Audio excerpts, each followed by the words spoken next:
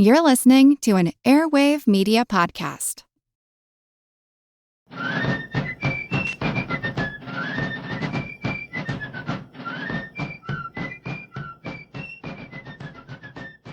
Hello, and thank you for joining the American Revolution. Today, episode 192, the Wyoming Valley Massacre. After the British evacuated Philadelphia, they consolidated their forces around New York City. By early July 1778, General Clinton's army was still settling into New York following the Battle of Monmouth in northern New Jersey. General Washington moved his Continentals into camps in northern New Jersey, where they could challenge any movements by the British out of New York City. Although the British regulars were taking up defensive positions, that did not mean Americans were safe from attack. British agents had been trying to encourage Indian tribes in Canada and upstate New York and along the western frontiers to support the king's efforts to suppress the rebellion. The British warned tribal leaders that, unchecked, the colonists would take more of their tribal land.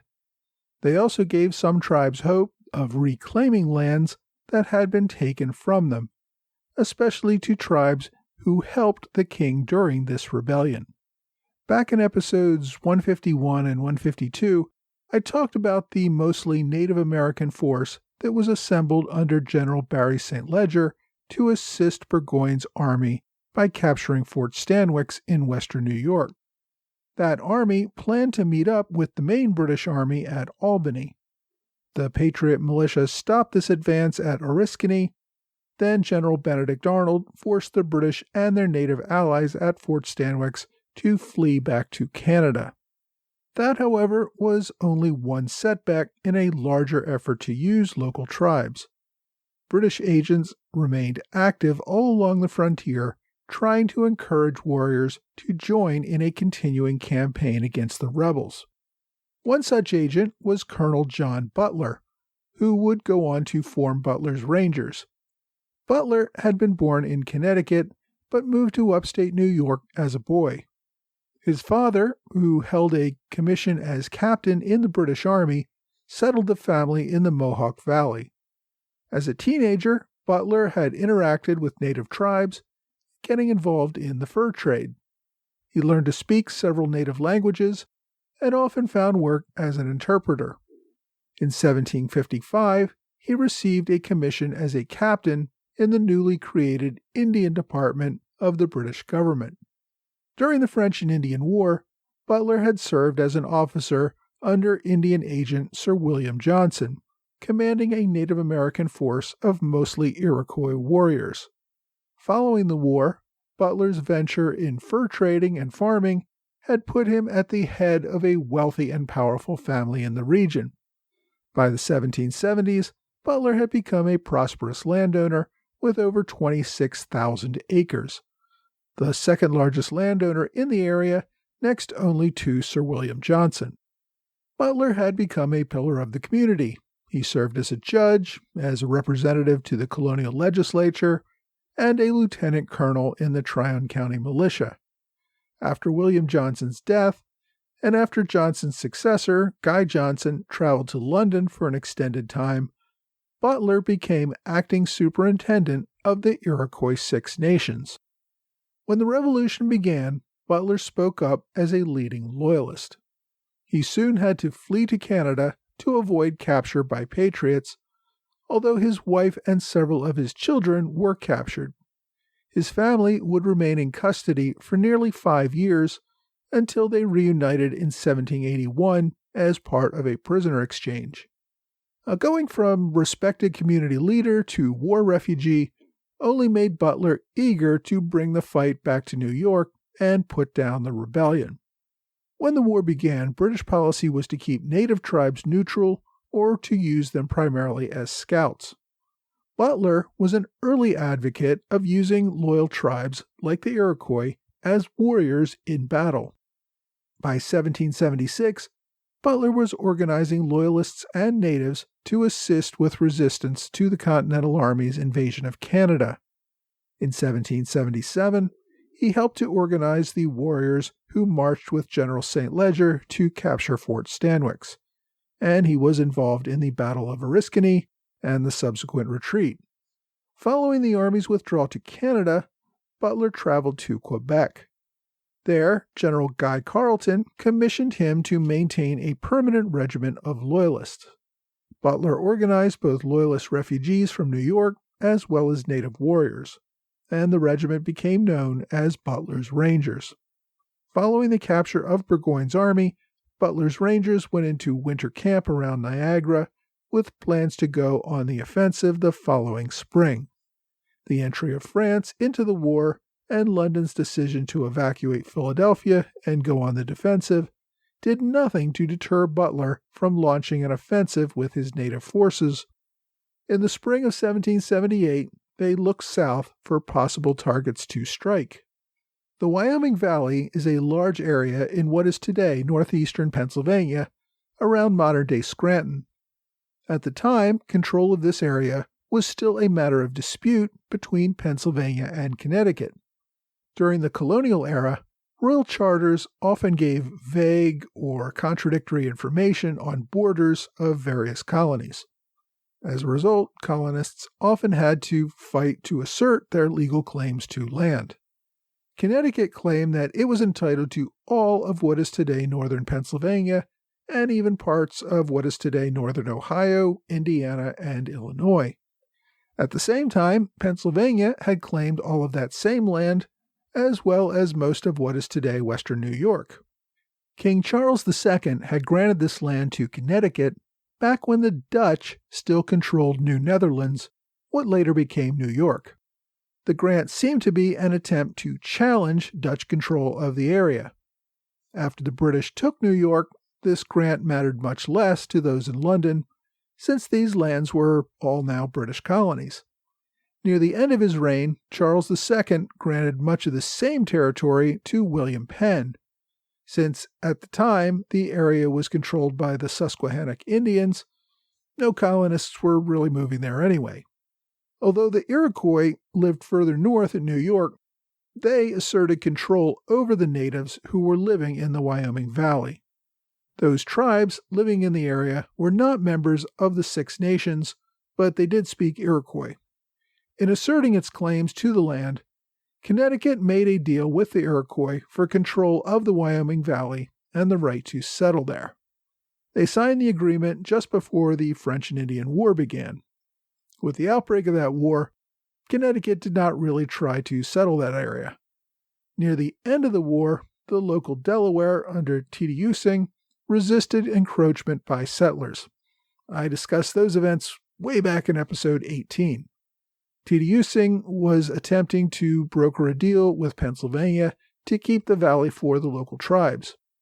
After Teddiusing was killed, probably by fellow Indians who opposed his attempts to start a war, his son massacred a small outpost of about 40 Connecticut settlers in the valley. The attackers tortured and then murdered 10 of the men to send a message that settlers were not welcome there.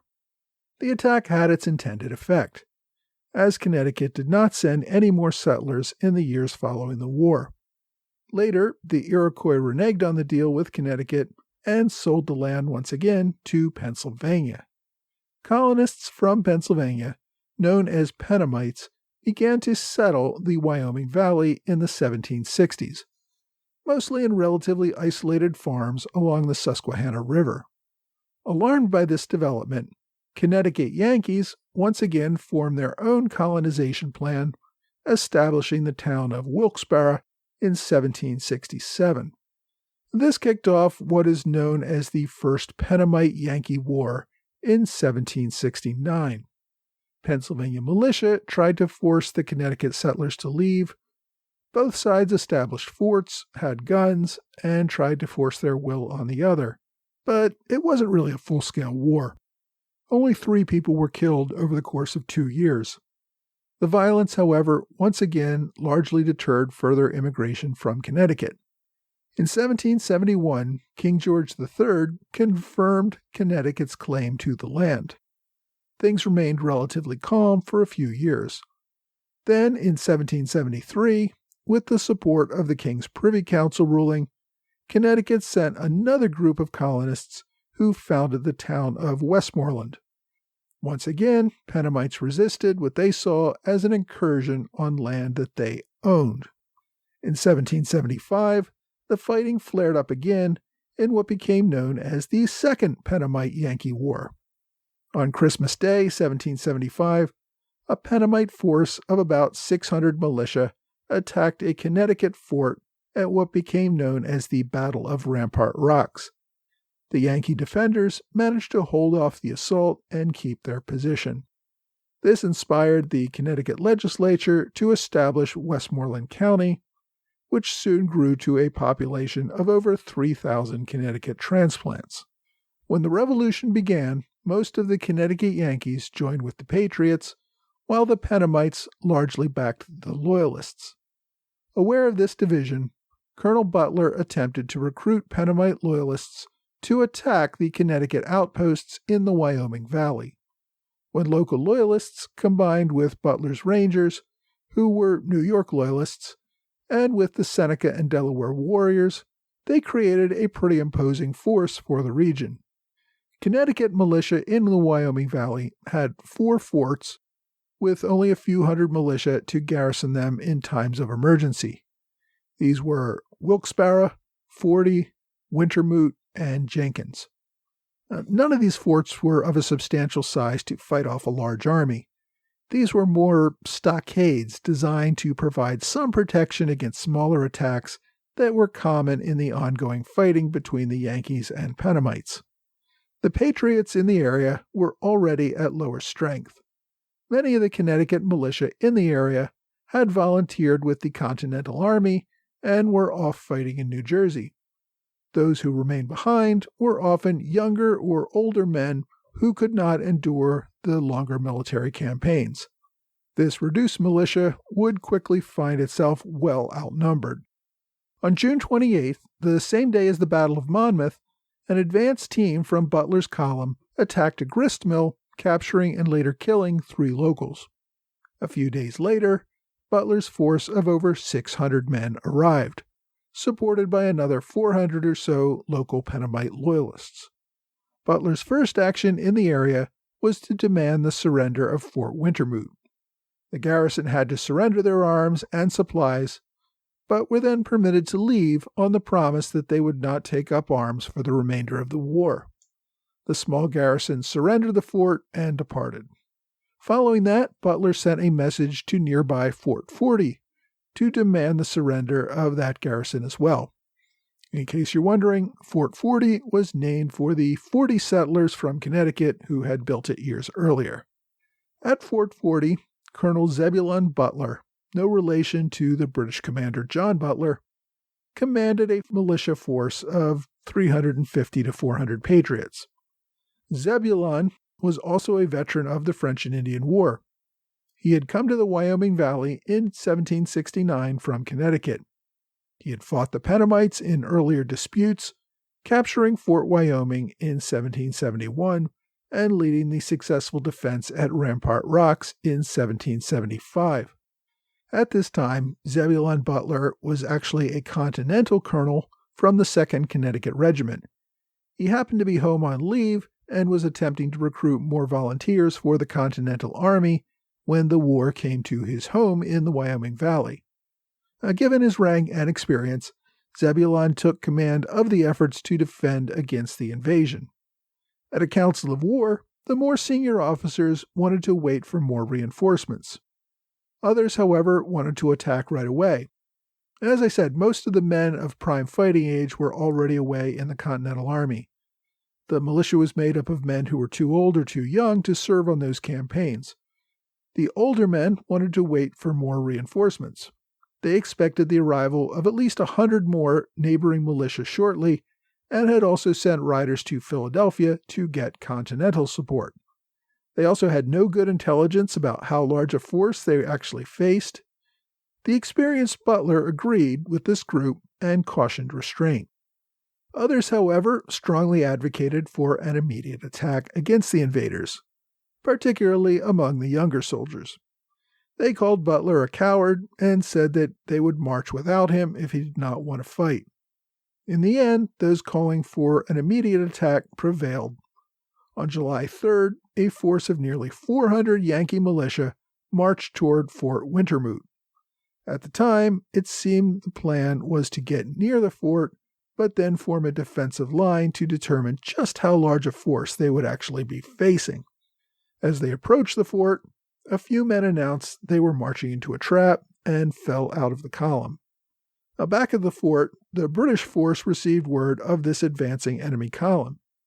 The British commander at the fort ordered it burned, but then formed his men outside of the fort, mostly in the woods, to prevent the enemy from counting their numbers. He sent his Indian warriors to hide in the forest near the fort. The American militia saw the fort on fire and took it as an indication that the British were abandoning the fort and retreating. So they quickened their pace to catch up with the British. They hoped to find a retreating column that they could hit in the rear. That, however, was not what they found. As they approached the burning fort, the attackers indicated that they were aware that the enemy was still in the area and called on them to show themselves on the field. The undisciplined Yankee militia began firing from about 200 yards out as they advanced on the British line. They were way too far away for their muskets to hit anything. By some accounts, the Yankees fired at least 3 volleys as they advanced, with almost no effect. When they got to within about 100 yards, the Rangers rose up and fired back. The Seneca warriors rose up from their position on the right flank, fired, and then with loud war whoops charged the militia. The Americans panicked at the surprise of the charging Indians. Field commanders attempted to keep the lines formed and face both the Rangers and the Indians. The militia, at least by some accounts, tried to hold their lines but were quickly overrun. They turned and fled the field in disorder. The entire engagement had lasted only 30 to 45 minutes. Only a small portion of the nearly 400 American forces escaped the field that day. About 60 men were able to outrun the attack by the Rangers and the Indians. The rest were either killed or captured. And we don't know exactly how many died on the field, because those who were captured did not remain prisoners very long.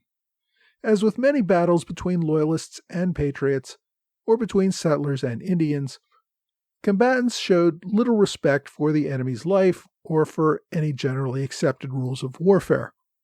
Many years after the battle, a historian wrote down accounts based on oral history.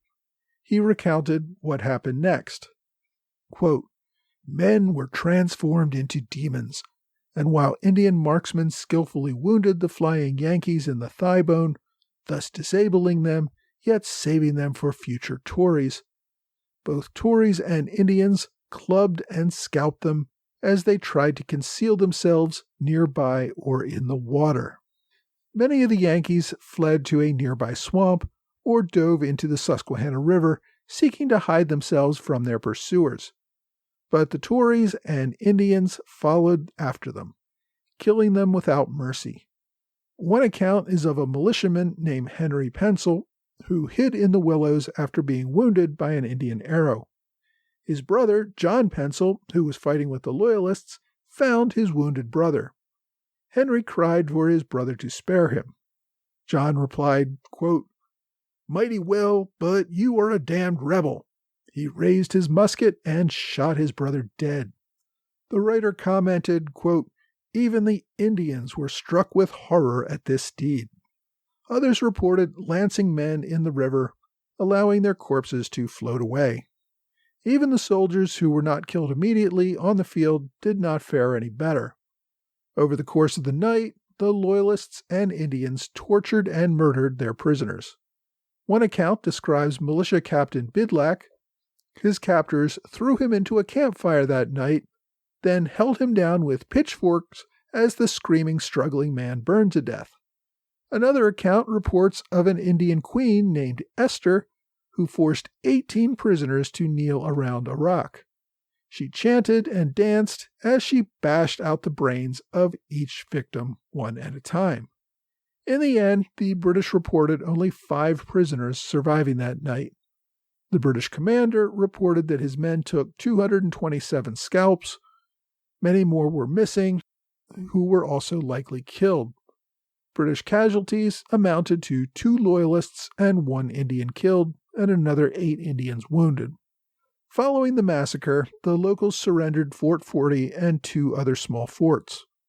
The Rangers disarmed the garrisons and permitted them parole. The British commander said little about the massacre of prisoners in his reports, but did stress that non-combatant women and children were treated with utmost dignity. Now, by this he meant that they were allowed to live, but really not much else. Over the next few days, the Loyalist forces destroyed over 1,000 houses and barns in the area, forcing all the Patriot inhabitants to flee with almost nothing. They confiscated all their property, including thousands of cattle, sheep, horses, and harvested grain. What they could not carry away, they destroyed. The effort had the intended effect. It forced virtually all surviving Connecticut settlers or others who backed the Patriot cause to abandon the Wyoming Valley. The massacre became a rallying cry for the Patriots. It would eventually lead to retribution, but that would happen the following year and will be the topic of future episodes.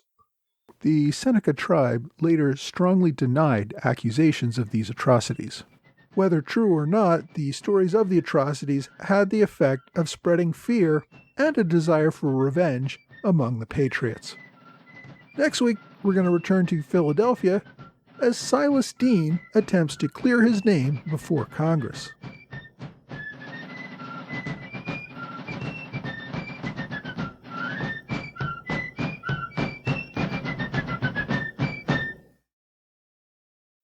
Hey, thanks for joining the American Revolution Podcast After Show.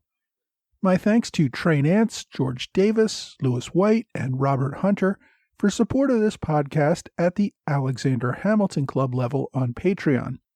Also, thanks to Lisa Ham for support at the Robert Morris Circle level on Patreon. Thanks also to Chip Brenner and Steve Berger for their continuing support on Patreon. I also appreciate one-time contributions via PayPal from Bruce Racond. Everyone who can chip in even a few dollars helps keep this podcast freely available for everyone else who cannot. I also wanted to remind everyone again that I have a weekly newsletter which provides more reading materials that are relevant to each week's episode. You can sign up on my website at www.amrevpodcast.com. In my newsletter, I also include a list of live online events related to the American Revolution that are happening each week. Many of these are free events by great speakers.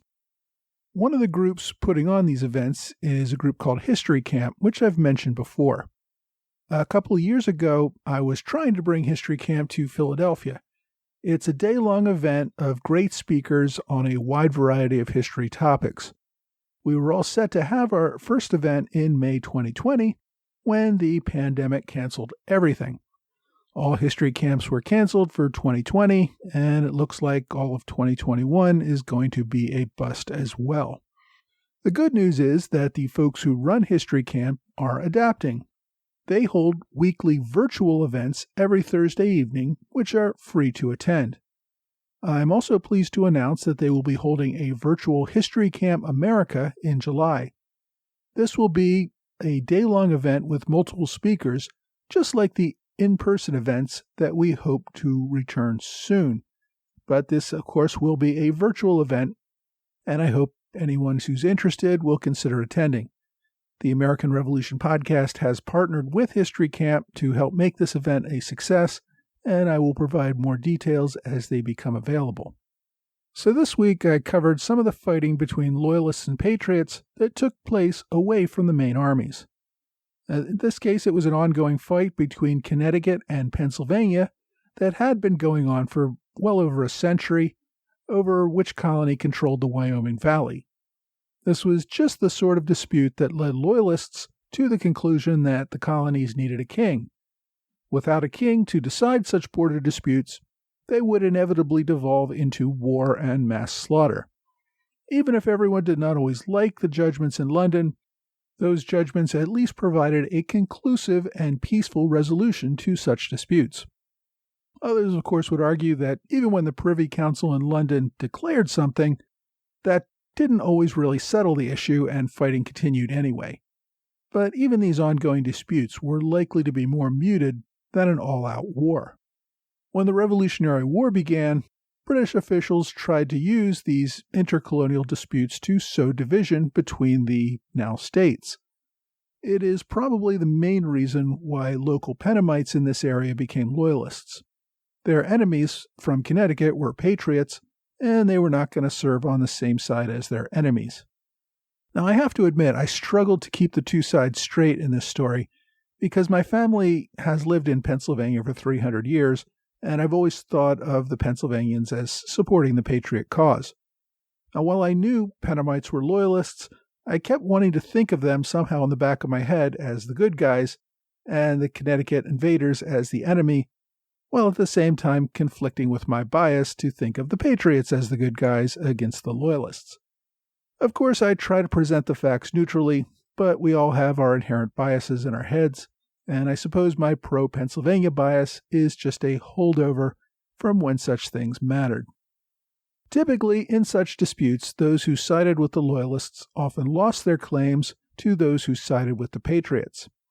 In this case, however, the Continental Congress eventually backed Pennsylvania's claims to the territory in 1787. There was actually a third Yankee-Pennamite War that broke out in 1784 after the Revolutionary War had ended. That one did not fully resolve the dispute either. Pennsylvania attempted to resolve the fighting by recognizing some of the private land claims by Connecticut settlers in 1787. However, the disputes remained a matter of contention for many years following. Final resolution really wouldn't happen until 1799, when the federal government conclusively established that the area did belong to Pennsylvania and ordered reimbursement for private land claims held under Connecticut claims, or allowing the Connecticut settlers to continue living there as Pennsylvanians. There's not a good deal of reading material on this dispute. However, if you want to read more, my book recommendation this week is a biography. It's called Zebulon Butler, Hero of the Revolutionary Frontier, by Linda A. Fossler and James R. Williamson. Zebulon Butler, of course, was the leader of the Connecticut Defenders in the events I described in this episode. He was also involved in the ongoing disputes for many years, both before and after the events I covered today. His biography covers these events in more detail. The book came out in 1995, but it's pretty hard to find already. It's also less than 200 pages, and more than a third of those pages are taken up by notes and index. So it's not a huge amount of content, but it is very well researched and gives the best window I can find into the long-standing fighting between Pennsylvania and Connecticut settlers in the Wyoming Valley. So if you can find a copy, Zebulon Butler is worth a read. My online recommendation is an ebook available on archive.org called The Massacre of Wyoming, the Acts of Congress for the Defense of the Wyoming Valley, Pennsylvania, 1776 to 1778, with the petitions of the sufferers by the massacre of July 3, 1778, for congressional aid. As you can probably guess by that lengthy title, this relatively short work contains original petitions of victims and other legislative proposals regarding the massacre. Now, these give some good first-hand descriptions of events, even if written many years later, and with a bias toward receiving government assistance. The booklet was assembled from various sources for the Wyoming Historical and Geological Society in 1895. It's an interesting resource based on the testimony of those who were there for this relatively obscure event. As always, you can search for the document on archive.org or just use the direct link that I've included at the bottom of the blog entry for this episode. Go to blog.amrevpodcast.com for more details. Well, that's all for this week. I hope you will join me again next week for another American Revolution podcast.